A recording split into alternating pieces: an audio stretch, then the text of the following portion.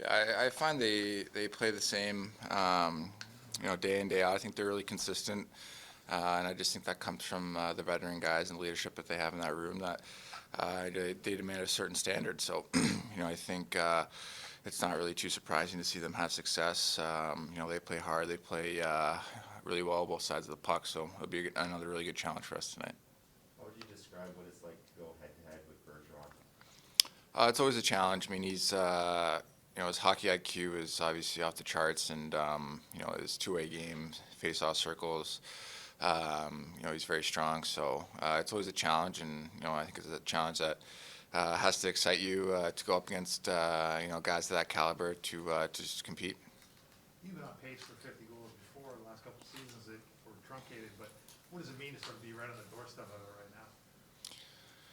now? I don't know if it really.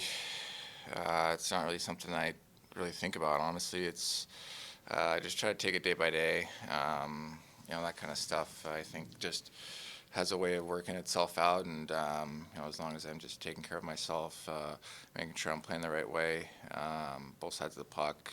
Obviously playing with some really good players, and I think our chemistry has gotten better and better as the season's gone on, and just found a little bit of a recipe for success within our work ethic and competitiveness on both sides of the puck. So, as far as that goes, it's not really something that I'm like too focused in on. What, if anything, do you know about Nick Abruzzese? Not a whole lot. Obviously, he had a really good year this year.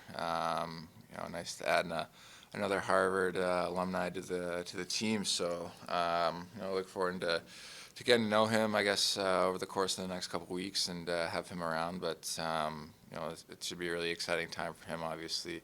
After having a good year, signing his first contract and joining the team. So, I'm sure there's a lot of excitement going his way. Every road building's got its own kind of character and flavor. How would you describe what it's like to play in this building? I don't know, pretty similar to like when you play in New York, places like that. It's a great atmosphere. It gets rowdy, and it's a lot of fun to play in. The energy's usually pretty high, and usually makes for pretty exciting games. A lot of fun. What does it mean to have Jack back on the ice participating in practice? It means a lot. Obviously, he's a big part of our team, and just his attitude and his enthusiasm in the locker room every day, seeing him. So it's great to have him back on the ice. I think hopefully it's a good step forward for him as far as his recovery goes. And I know he's itching to get back and play. So we obviously want to see him healthy and back to 100%. But he's a guy that just wants to get out there and compete. William was saying, he wants to get his game back in gear here. When he's going, how do you describe the impact he can have on this team?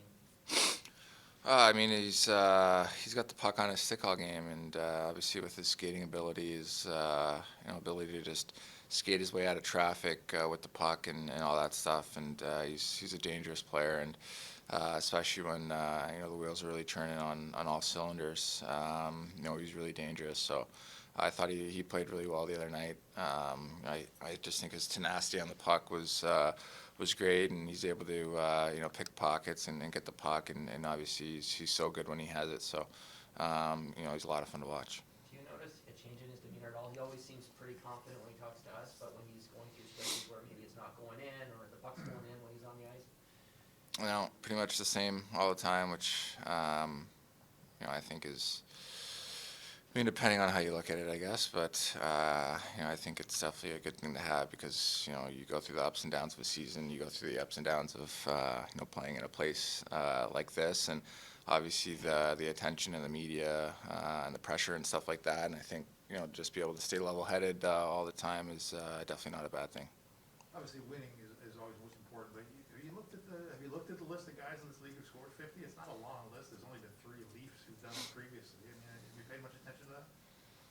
No, not really. I really don't know how to answer that question, honestly. Obviously, Ovi's been doing it forever. Guys like Stamkos. It's not an easy feat, I don't think. But like you said, the most important part is that we're winning games, and I think the rest of that stuff, takes care of itself. Stamkos said at the All-Star weekend that he thinks you're going to be the next guy to hit 60. When you hear that from a guy who's done it, what does that mean? It's really humbling. Obviously, like you said, a guy that's done it. He's a guy that's been in this league a long time. Has accomplished pretty much everything there is to accomplish. So it's definitely humbling a lot hearing that coming from him.